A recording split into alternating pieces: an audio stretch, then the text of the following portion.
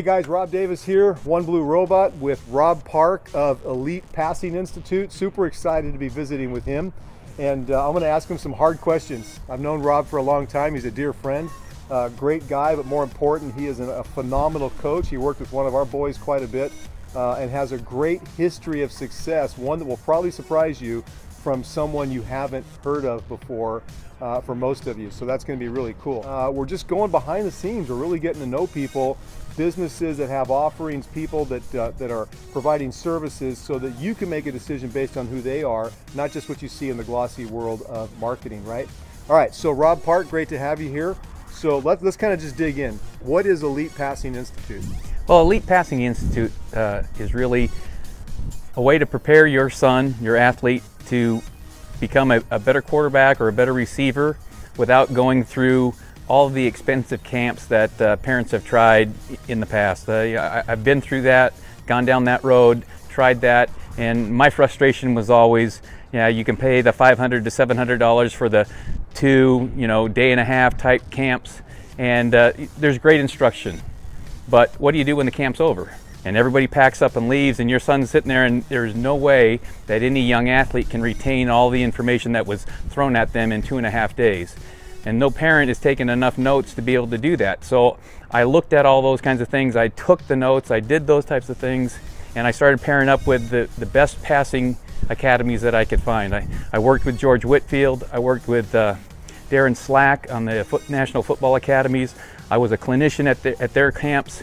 And I took that and then attended college camps, attended high school spring training camps, and took over 20 years that experience and packaged it into something that I think if your son comes for 12 visits at an hour a session, he'll get a heck of a lot more over 12 weeks than he will in 2.5 days.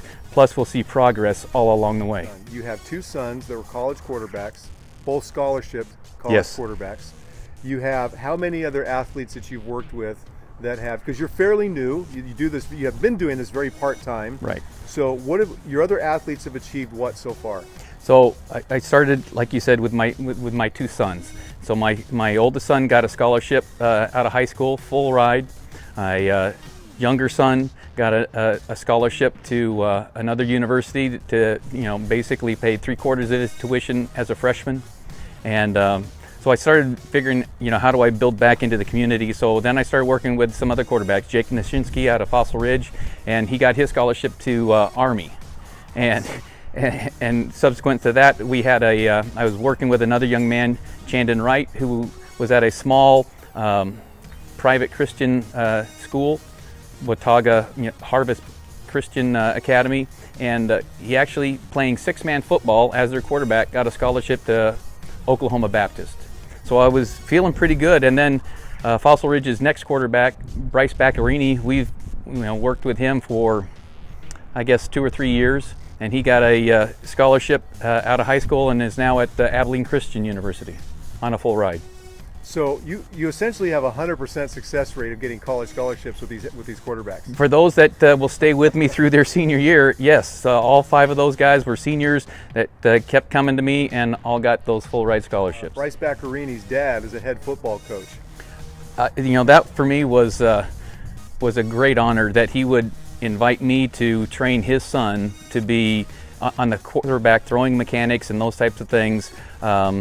Without being on his staff, that he as a head football coach would turn his son over to me. That was a great honor for me, and I realized that I must be doing something right. And I think if you're a coach or if you're a parent, you really need to key in on this, and that fact is that you train that athlete for that high school's program. That's correct. I mean, somewhere, we're here at Keller Stadium right now, but learning to play Keller's offense according to their offensive staff and their head coach is different in some slight way to Fossil or to whatever Southlake school, or Southlake whoever. or Central.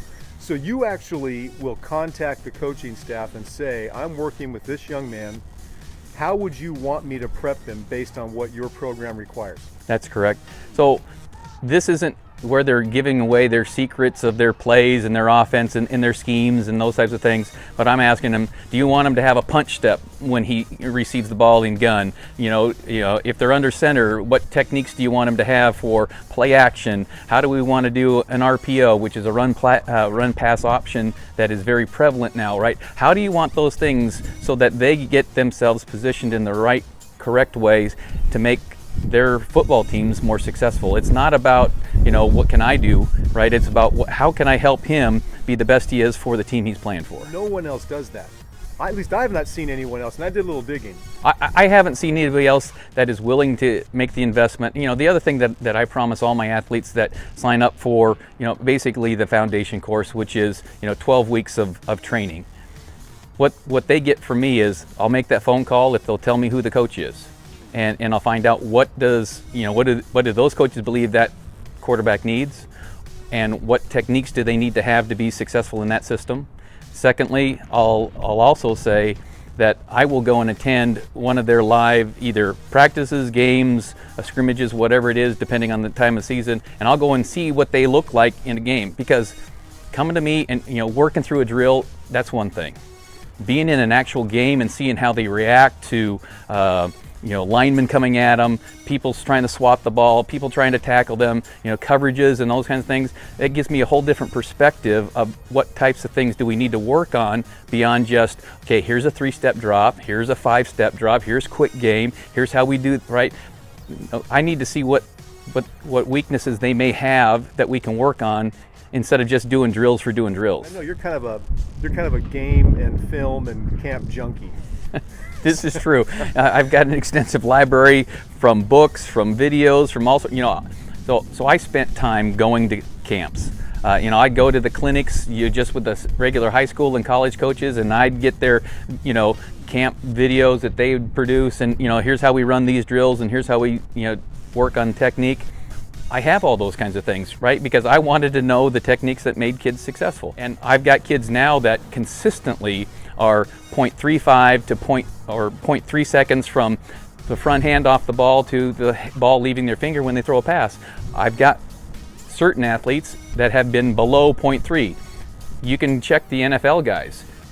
If you get 0.35, you're a fast release quarterback. So what are maybe 3 things that for Elite Passing Institute and you as a coach feel like are just critical?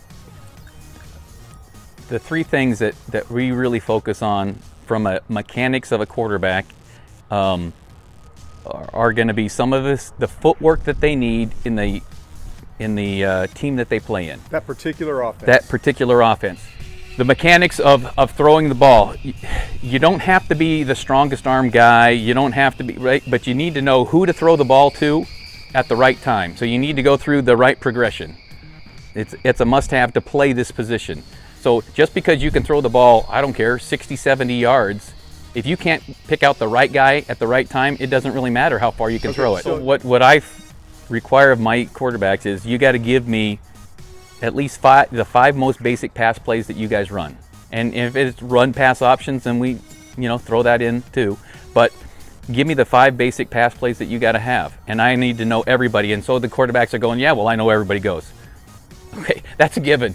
Right. Okay, the given is you have to know where everybody goes. That isn't even a question. That's only half the equation.